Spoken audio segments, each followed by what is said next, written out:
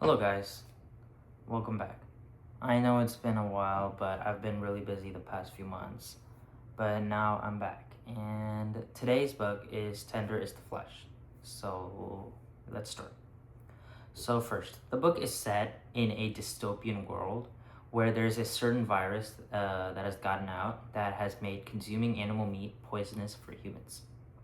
So, what this does is this leads the government to make it legal to breed and kill humans for consumption.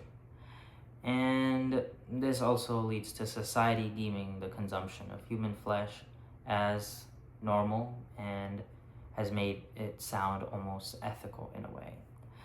And they have reduced some individual human beings to objects and to be consumed and to be slaughtered and to be bred and stuff like that. So yeah.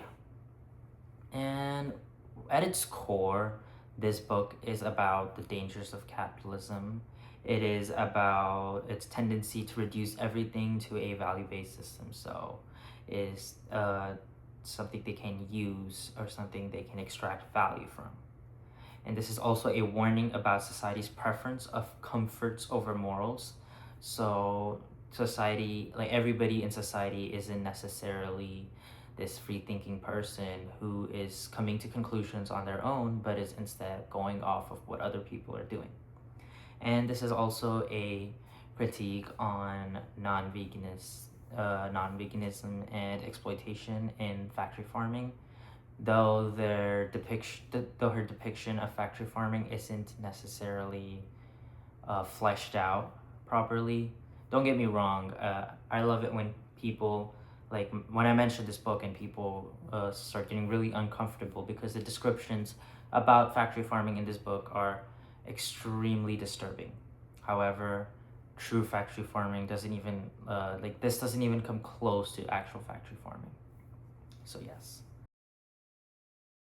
Capitalism has a tendency to prefer profit motives, often making it the end goal for a lot of businesses and making it their goal to extract as much wealth as possible from a certain community, certain workers, and certain areas. So it can completely ignore the quality of life of the workers that are working in their company, the places that these people are extracting wealth from, and it also ignores morals completely.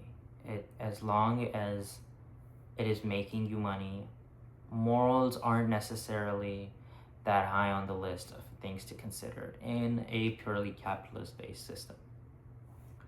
Now, this book examines how when corporations now can't farm animals for profit anymore, they now look towards the next best thing and they start farming humans for profit.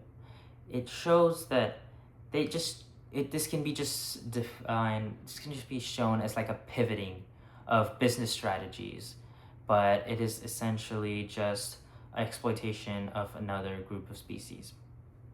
And these companies, like even today, these companies are always looking to profit off of the slaughtering, dehumanization, and exploitation of individuals. So humans stopped becoming individuals to these companies. They started uh, being reduced to terminology like heads, meat, special grade meat, and stuff like that. This is obviously facilitated by capitalists pushing for this after they realized they could profit off of human bodies.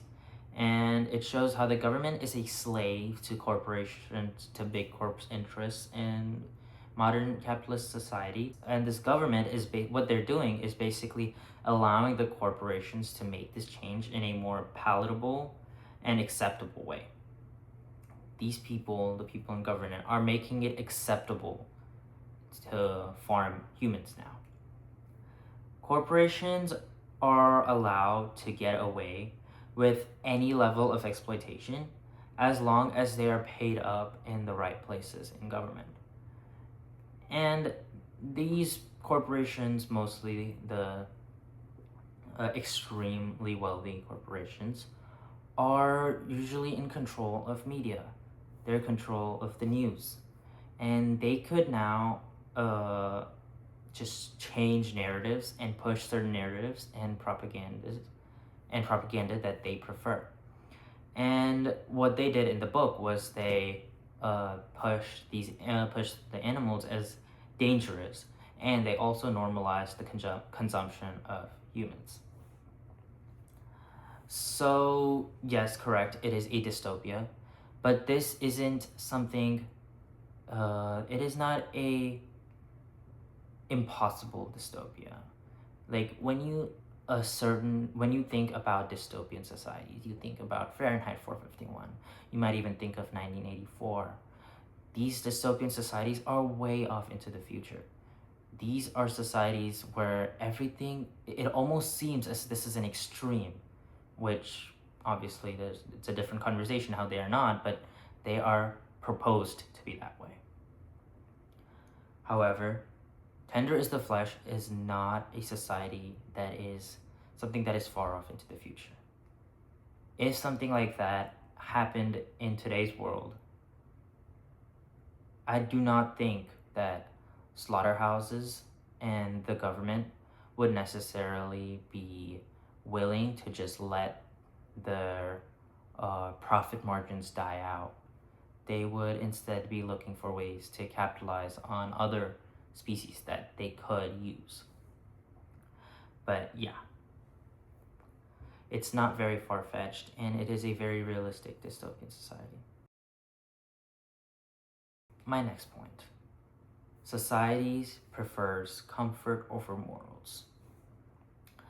This book really displays the dilemma of people being unable to choose for themselves and completely relying on media, the public, and their close relationships to define their morals. I talked about this in another video about will of the many and the power of the many, and how these people aren't necessarily thinking for themselves and coming to conclusions on their own, but are instead relying on third-party sources. But this society in the book, they don't actually think for themselves. They never think for themselves. And what this leads them to do is start eating human beings. Most of the society are compelled to behaviors that the media or other people fill them. And basically what this does is controversial thinking and individual thought are constantly suppressed. They're suppressed in the media, they're suppressed in general day-to-day life. And then what happens is it is just easier to pick your comfort over actual moral values. And this is not something that is new. It is not a novel reality. The privileged have always picked ignorance and comfort over dealing with issues and cognitive dissonance. They have picked comfort over dealing with the horrors in society. Slavery, women's rights, supporting minorities, and now with veganism. I mean, veganism has always been a prevalent issue, but it is still continuing to this day. But yes, ignoring the oppressed class has always been a trademark of the privileged. These are not issues that the privileged realized over time, and they were like, oh, out of the goodness of our own hearts, we're going to give you the rights and the freedoms that you deserve. These are issues that are fought for by minority groups. These are issues that the minority groups raised. The minority groups became loud and difficult to deal with and difficult to suppress. And what this does is it raises interesting questions about whether everybody that chose to eat humans should be punished. Or not even punished, that's a very childlike way of looking into the situation, but should face some sort of consequence.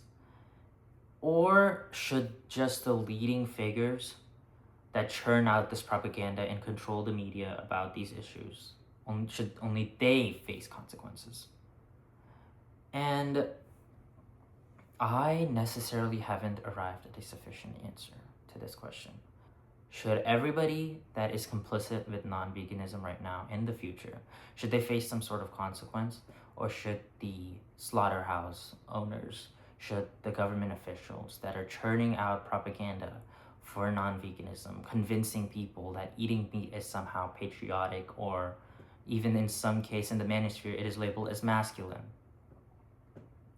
should these people that are necessarily leading these masses, should only they face consequences, or should the rest of the individuals? Because right now, yes, free speech is limited, but you still have access to it.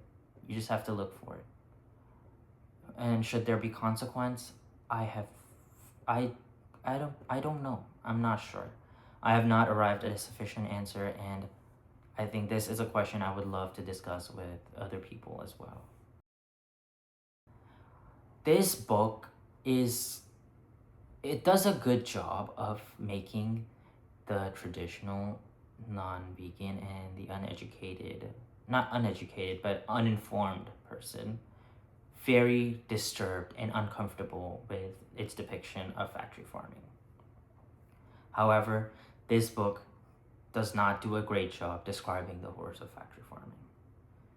It does do, however, a sufficient job of dehumanizing humans and displaying factory farming in a bad enough light to generate discomfort and disturbance.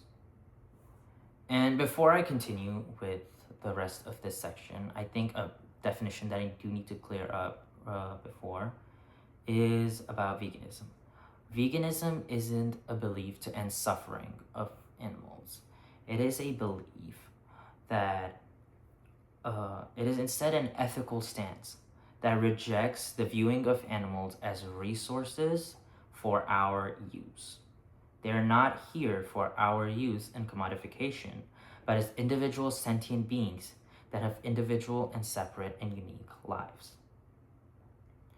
If the humans were living, a lot of like the arguments that I face against veganism, one of which is they have a good life, so it is therefore somehow justified to take it away from them, is kind of stupid. Yeah. So let me give you like a hypothetical just to back up my point there. If the humans in the book were instead living in nice villas and penthouses, would their slaughter at the end of a decided lifespan be justifiable? No, I don't think so. And I don't think anybody does. And that is what the book does a great job of making you question. It is these questions that people haven't necessarily wrestled with before, realities they haven't looked upon with a different perspective. All this book does is go one species further that are exploited and slaughtered. This book will make you question just how arbitrary the lines are that we use to justify non-veganism. Factory farming. Yes, the visuals and descriptions that you see in this book are nothing but extremely censored and filtered depictions of what actually happens in factory farms. What is shown here is nothing but a reductive. What is shown here is extremely reductive of the actual horrors of these systems. And I think to get a more comprehensive knowledge about these systems, about factory farming and the horrors about it, I think a few documentaries should be watched.